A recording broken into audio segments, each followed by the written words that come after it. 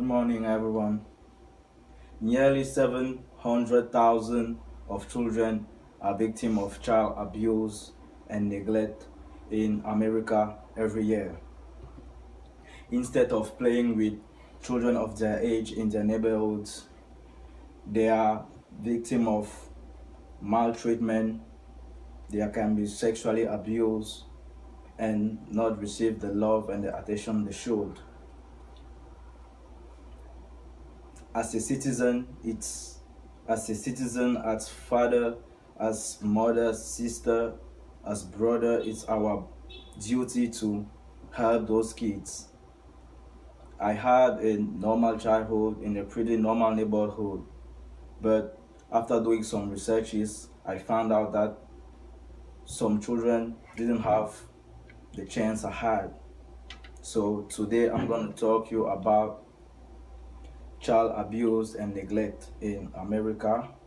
I'm going to tell you about a non-profit, an amazing non-profit organization, CASA, Court Appointment Special Advocates, who help kids victims of child abuse and neglect.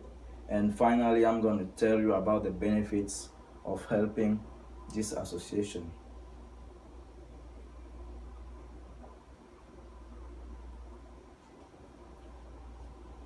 The extent of child abuse in USA should ring an alarm in everyone's mind.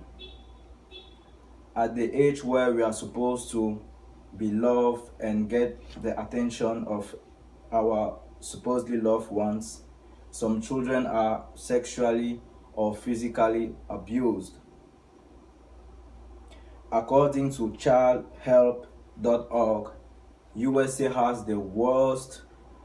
of has the worst among industrialized countries, has the worst report among industrialized countries regarding child abuse and neglect. A report of child abuse is made every 10 seconds. Moreover, in 2015, an estimate of 1,670 children died because of child abuse and neglect. This is very scary. Furthermore, we have the case of Savannah, who is a child victim of abusement, or let's say neglect of her mother, and actually she is a child being helped by our association.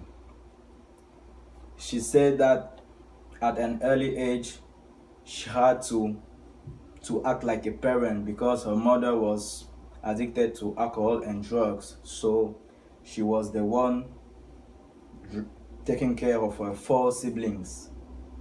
She dressed them, she bring them to the daycare, she do the grocery shopping,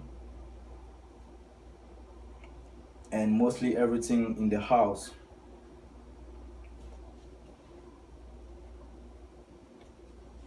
On this graphic, this is a pie chart where we can see that 78.3% of children victim of abuse are victim of child neglect. 17.6% are physically abused. 9.2% are sexually abused. And we can notice here that a child can be victim of many types of abuse. A child can be victim of physically abuse, can be neglect, or sexually abused. Having we talk about the problem of child abuse, now let's introduce our non-profit organization, CASA. In 1977, a Seattle juvenile judge court was concerned about drastic decision made on children with insufficient information. So this judge conceived a program with citizens volunteering who stand up for children victim of child abuse and neglect in the courtrooms. That's how the CASA was born. 949 CSA programs are found today in America, all over the country. A national network of 77,000 of trained volunteers who stand up for children during the court hearings and speak for them. According to the effectiveness of CSA to assist in permanency planning, a child with a CSA volunteer is more likely to find a permanent place, a safer home, which means the child is more likely to be adopted. He is also half as likely to re-enter a foster home. Secondly, a child with a CSA volunteer is also less likely to bounce back from home to home. According to the Ohio CASA Study Committee report, CASA volunteers improve representation of children, reduce the time needed by lawyers, and more likely than paid lawyers to file reports. Third, children with CSA volunteers do better at school. They are more likely to pass all their courses, they are less likely to be expelled, and less likely to have poor conduct at school. Now that we have part of the solution with this non-profit organization, let's talk about the benefits of helping.